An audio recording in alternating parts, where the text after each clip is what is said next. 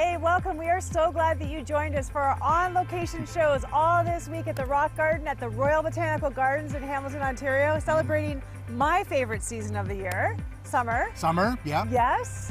Why can it not be summer all the time? I wish well, you could move to another climate. You'd have to go pretty far south. I don't want to leave Canada. No, I don't either. And that, you know what? There's so many amazing places in Canada, the Royal Botanical Garden being one of them. 2,700 acres. And you're wondering, where are you guys? We're in southern Ontario, Burlington, Hamilton area, and this is just a fantastic place. My allergies are acting up just a little bit, but it does not take away from the beauty, the breathtaking beauty here, Cheryl. Absolutely. Just don't breathe it in too deeply. It still smells nice, though. We've got some great content coming up for you. You have a guest. Tell me about that. Yeah, Brian Como. He was in a serious car accident 5 years ago and kind of changed his perspective on some things in life and on his spiritual journey. So we'll catch up with Brian in just a few moments. Maggie John's going to join us with some spring gardening tips. I hear it's in the rain, so she didn't get this great weather. Sorry, Maggie. That's all right, Dave. It's okay, as long as you stay dry. And we're also going to learn about this great place as well. We got an expert, and I'm going to get some classes and lessons on this amazing place and about flowers and trees and all these wonderful things. Wow, I can't wait to see that. Thanks so much for joining us. We're going to be back in just a moment.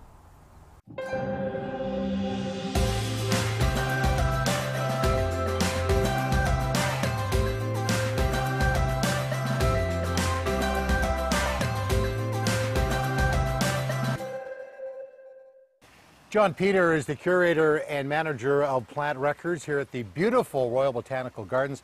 Tell me about this place, John. How did it come about? Yeah, this is RBG's oldest garden. It was started in 1930.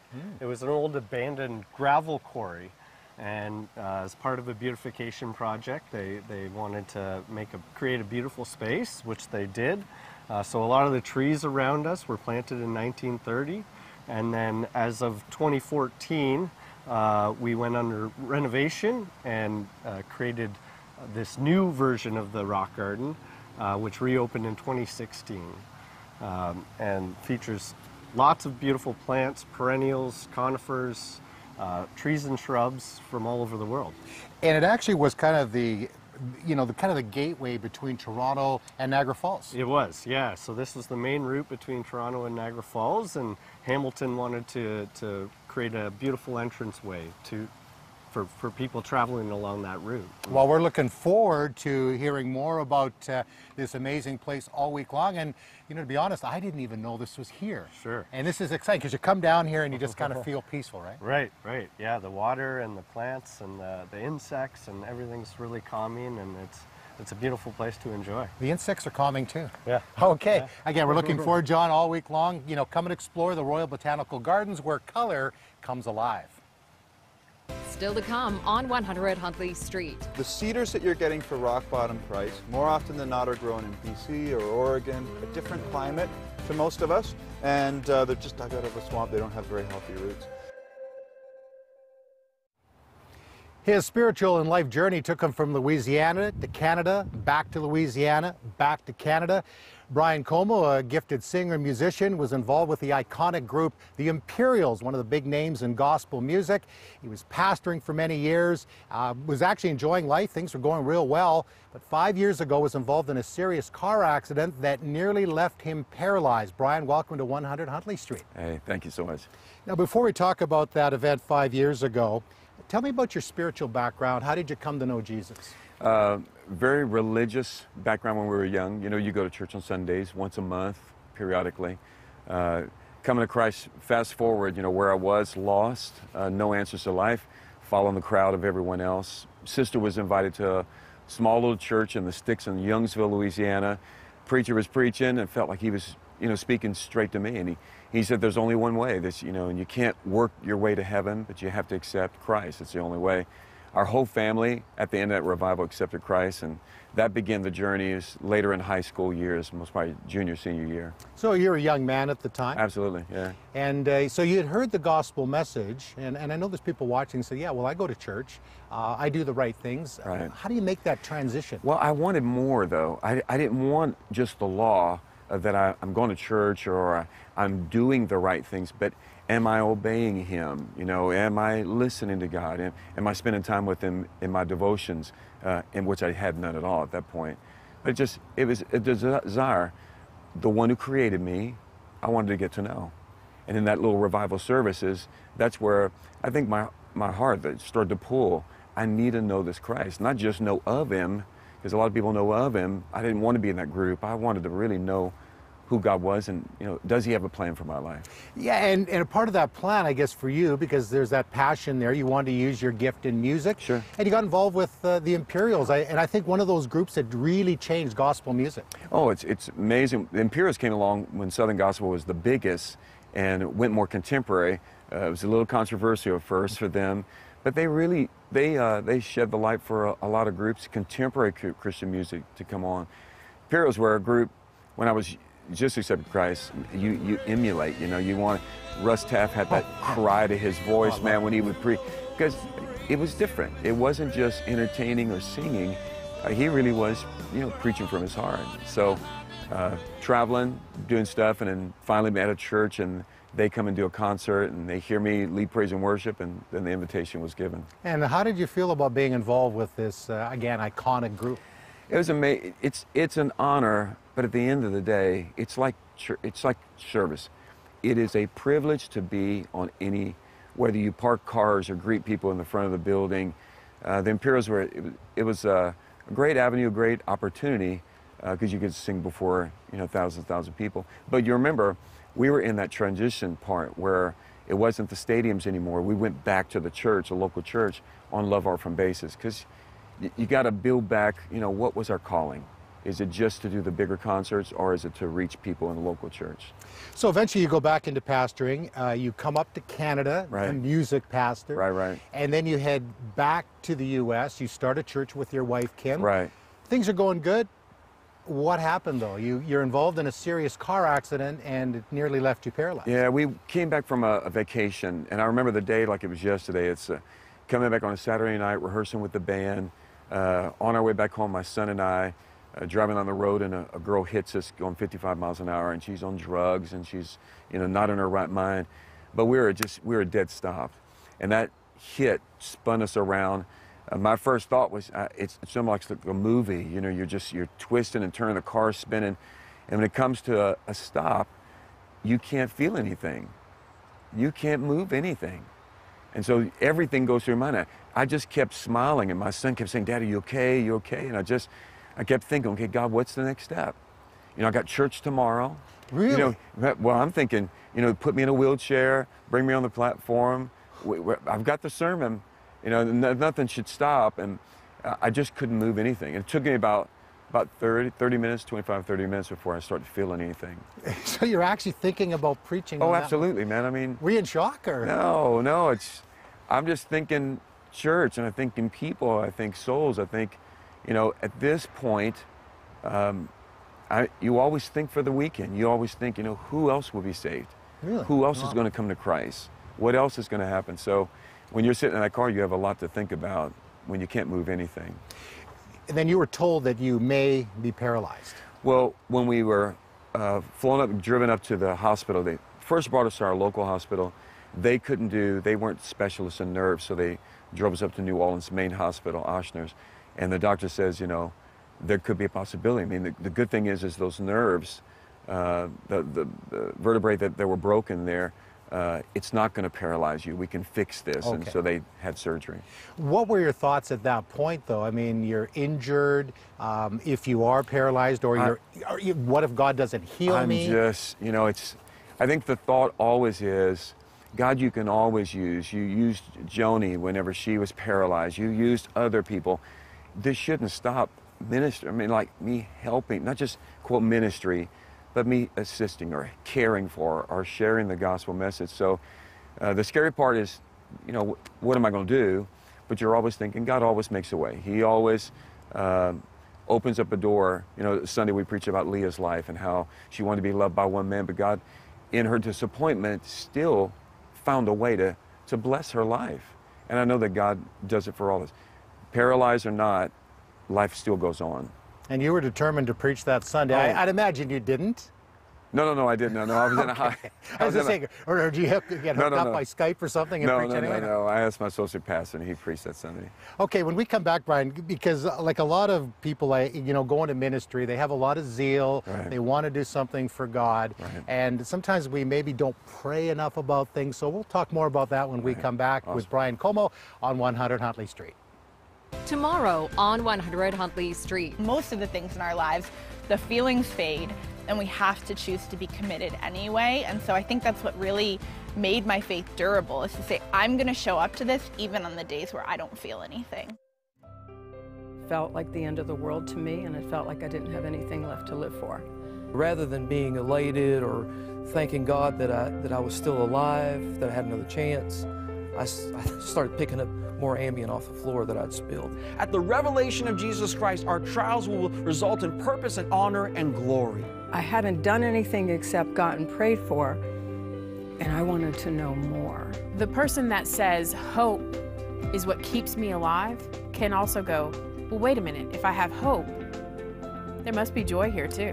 And then we see that, wait, there's purpose in my difficulty, there's purpose in my trials. I tell people that I took my own life and God gave it back to me. I felt something I'd never felt before, which I now know is the Holy Spirit. This moment doesn't have to define me. With sorrow, with grief, with anxiety. Jesus heals, and that there is hope for me, and it doesn't matter what doctors say, and it's just like somebody gives you an injection of life. Brian Como is my guest, and before we went to the break, we're talking about a car accident that happened 5 years ago to Brian. Could have left him seriously injured. Did that affect your thinking about God, and what if he doesn't heal me? No, I knew he was going to come through. It just, again, whether I am in that chair or whether I'm standing and walking, and still today, nerves are nerve damage, so you still kind of feel the remembrance of what happened at wreck. But God's always faithful, man. I mean, he's saved my dad from tumors, and my sister, and he can do the same for me. It's just my faith in him never went down. I think maybe fear tried to come in. The devil always finds avenues where he can test our faith. And I think at that point, what you've learned to this point, now it comes into full agreement. So it didn't so much change how you thought about God, but did you change you personally? Did when I've talked to many people on this program and just, as I travel around, is something cataclysmic happens and it causes them to reassess. Was that for you? Well, I'm going to tell you, that wreck did something for me. And I've been taught by my wife, we always learn great things from our wife. We do. Through life. Yes. Without them, I don't know what we do. That's true. But when do you become content? And at that point in life, I'd come from being here at KOT, Kinney Road Tabernacle, 17 years ago, worship pastor, back home. I think the reason me going home was the salvation of my father. But I was restless. I'm a musician, a singer, and you go from one big church to another big church, and it never ends. Louisiana, that wreck, it just really stopped me to say, why are you here? What's the purpose? And my dad being saved, once we got there, was, the greatest joy I ever had. Yeah, it stopped me. It made me realize, what am I committed to? What's the greatest value in my life? Is it the possession of things or getting to the next big church? Or is it really being content where I am? And that's why we stayed there 17 years. Because I never stayed at a place that long. Now, like a lot of guys, and I would include myself in this, is, again, the passion is there. You want to serve the Lord. And often we go maybe ahead of the Lord and miss opportunities. Did you, as you reassessed it, is that kind of how you were feeling, that maybe along the way I didn't pray enough and I didn't seek the Lord and I just kind of get into my own strength? Well, you can get into the motion in church, and what you end up doing is, I'm preparing for the mess on Sunday, I'm preparing for Wednesday nights, and it's the devotional life gets hindered because all you're doing your whole life is preparing, and you're meeting the needs, and you feel like, well, I've got a close relationship with God. But he wants me to stop, and I wasn't stopping long enough. There was not a lot of quiet time, devotion. It became just preparing for the message on Sundays. And we can get distracted, I think, from times of what we really want to do. How do we prevent that, Brian? How do we kind of stay on the focus? And I know there's grace, and there's a Father in heaven that loves us, and the Spirit of God that is leading us, but he doesn't force us to do anything. Right. We're all committed to something. And what you're committed to, you'll give your greatest value to, your time, your attention. For me, is I've got a great wife who puts me back in place and lets me know when I've strayed away. But I think it's just conscious effort. I'm committing myself. Lord, I commit myself to you. You're above everything, over anything. And I think that's the biggest part for me as a believer. What would you say to those that are watching us today, people across Canada and actually over the internet all around the world, Absolutely. that love Jesus, had a bad church experience or bad ministry experience, and they think it's kind of over for them? Right. Well, it's never, none of us ever go into retirement. Our call will never leave your life. I think that's the big thing in church is how many people pursue that call of life. You may feel lonely, but you're never alone. You may feel like you're abandoned. God's always there. You may feel like, man, this is going to change my life forever. And that change may be actually what's needed. We all go through seasons and experiences, but it's to grow me up. It's to build. God never leaves. He never forsakes us. He's always walking. We know those verses. Yep. It's in the back of our hand. But do we trust him and believe him? And if you're going through that dark season of your life, he's right there with you. They may not be with you. That situation may be turned upside down, but he never, ever leaves you. It's not easy, though, is it, to try to pull yourself back into it, but the Lord is there to help us. Absolutely, right. Well, Brian Como, thank you very much. Glad you've come back to Canada. I know, man. Beautiful weather. Yeah. No humidity. Yeah, well, you come and see us in Alberta. Absolutely. And we'll show you what some cold weather looks like. I know, man. Okay, well, thank you very much. And, if you're wondering today about, what it is to follow Jesus, we always have people standing by on our prayer lines, 1-866-273-4444. Wonderful people always standing by. If you're exploring what it is to follow Jesus, give us a call. Again, thank you, Brian Como, and we'll be back with more of 100 Huntley Street right after this.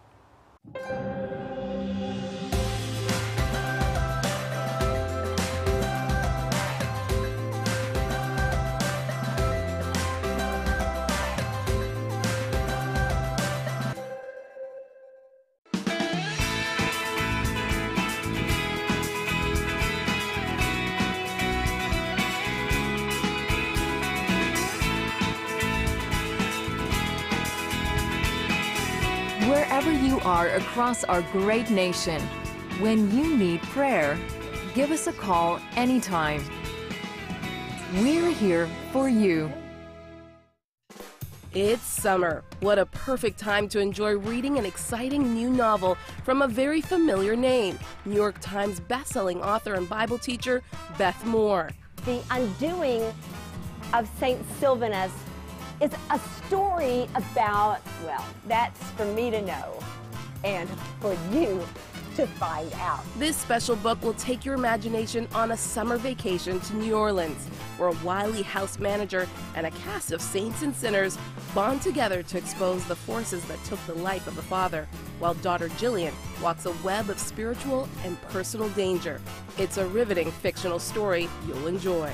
Quantities are limited, so call today to request your personal copy, 1-800-265-3100, or visit crossroads.ca/donate.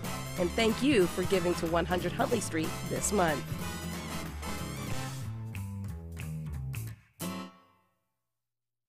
We are so thankful for everything you do to keep this ministry on the air and supporting us.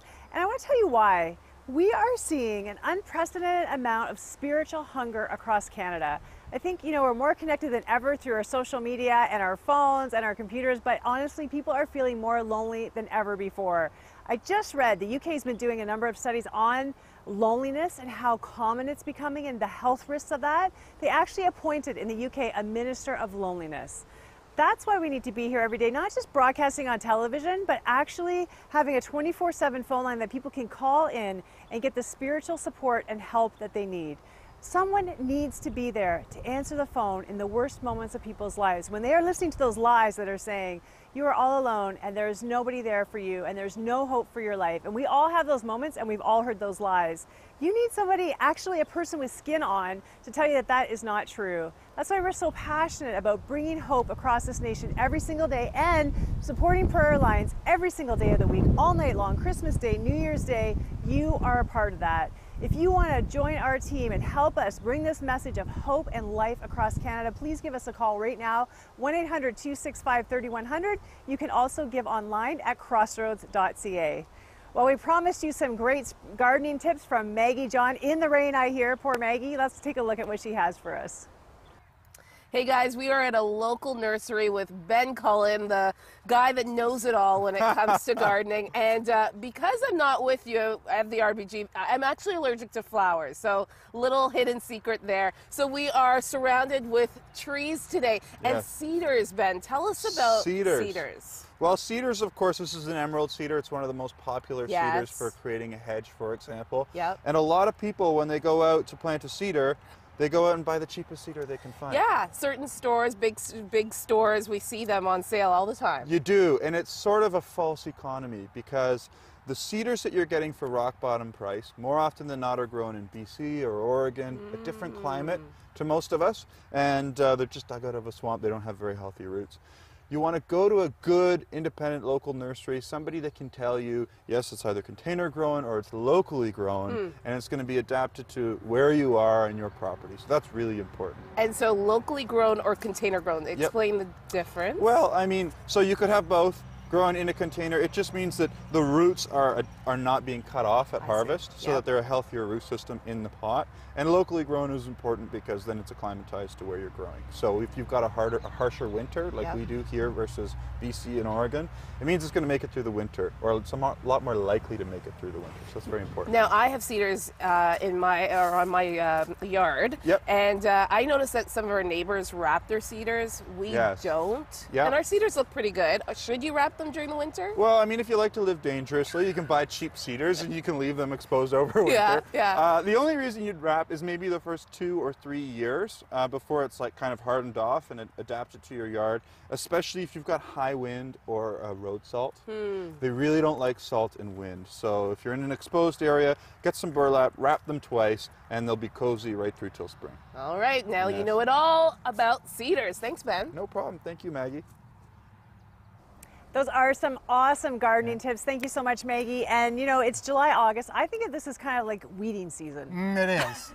Yeah, planting season's in the spring, and then you start to see the fruit of your labor. So beautiful. Yeah, we're eating out of our garden really for the first time. Arlene decided, you know, we always You're eating the flowers? No, not eating the flowers. I'm eating the Alberta potatoes, you know, those kinds of. Oh, you're growing vegetables. Vegetable garden, wow. Yeah, because we normally always just have flowers. Our backyard is like a park. My wife has the green thumb, and it's been great to watch them grow up and all that kind of thing. So it's fun. Way to go. Well, we're going to bring you more garden tips all this week on different days, and we'll look forward to that. Right now, we're going to go to Bible teaching in the garden. Yeah, we got Lori cool. Hartshorn with us, and she's going to be with us all week teaching along. So let's go to our first installment with Lori right here on 100 Huntley Street. Well, this week we're going to be talking about finding confidence in the middle of the mess. Now, I don't know about you, but I've had a lot of messes in my life, and I'm sure you can relate to that. And you know, Psalm 16 was written from a guy, King David, who actually knew what messes were all about. In fact, when he wrote Psalm 16, he was smack dab in the middle of a mess. You see, he had already been anointed king, but he was not yet king. In fact, he was being chased down by Saul, who was trying to kill him. You talk about being in the middle of a mess. So how do you find confidence in the middle of a mess? Well, I'm going to walk us through Psalm 16 verse by verse this week, and we're going to learn some of the things that David shares with us. Let me read to you verse 1. It says, "Keep me safe, my God, for in you I take refuge." You know, when I look at what David's words here, asking God to keep him safe, notice it's personal. My God. He doesn't say, you know, the God way out there somewhere. He's like, my God. In order to have confidence in the middle of a mess, it's got to be personal. You need a personal relationship with God. We don't trust people we don't know, do we? We don't trust strangers. We trust people that we know, and the more we get to know God, the greater our confidence is, and then we can ask him to keep us safe. You notice that it says, "And for you I take refuge." Well, that's not a passive thing. We can't just sit back in our mess and go, okay, God, like, do your thing, and here I am sitting in the middle of my mess. We need to take refuge. That's an active word. And when you think about taking something, it's like you're reaching out for it. You are extending yourself towards it, or you're running towards it. And this incredible idea of taking refuge is like God personally holding the umbrella for you. He doesn't even ask you to hold the umbrella. He just says, come on under my umbrella and I will protect you. I will keep you safe because I love you. He knows us personally. He knows what we need. You know, I don't know about you, but so often I want to be the umbrella holder. Like, I think I'm in charge somehow, and I got to fix things. I got to control things. Certainly I've got to worry about things. But David reminds us again that we can ask our God, our personal God, to keep us safe, and that in him we can take refuge. So think about that middle that you're in right now. You know, the middle is definitely the place we don't like to stay. We want to get to the end of something. But really, our whole life is about being in the middle. We are living as believers in the time that is now and not yet. We have all these promises from God that will be realized in eternity.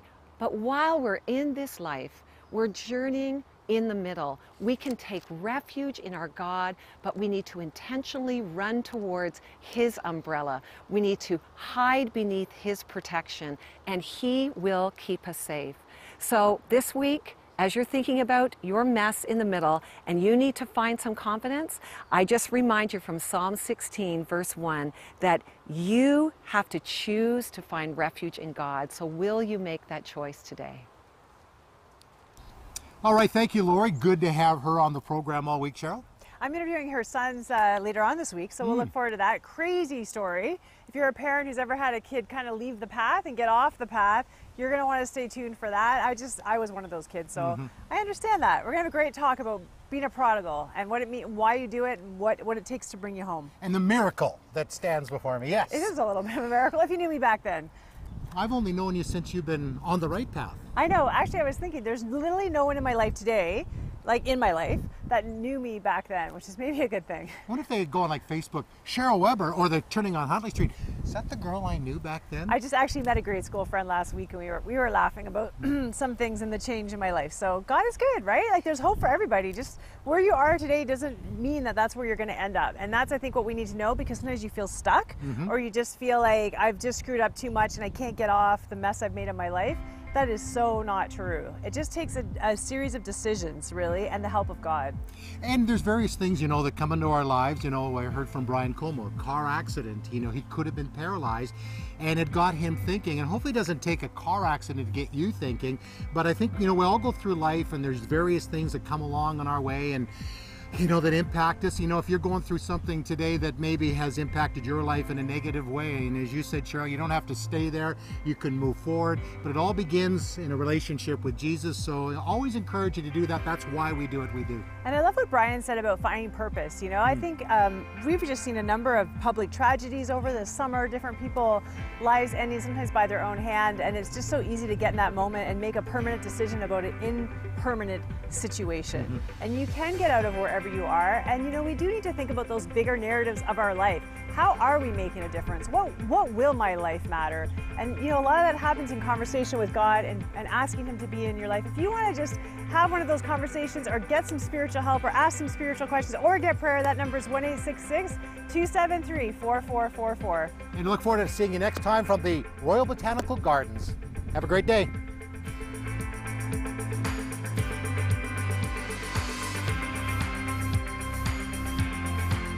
Thank you for your ongoing support of Crossroads, a member of the Canadian Council of Christian Charities. You can write to Crossroads, P.O. Box 5100, Burlington, Ontario, L7R 4M2.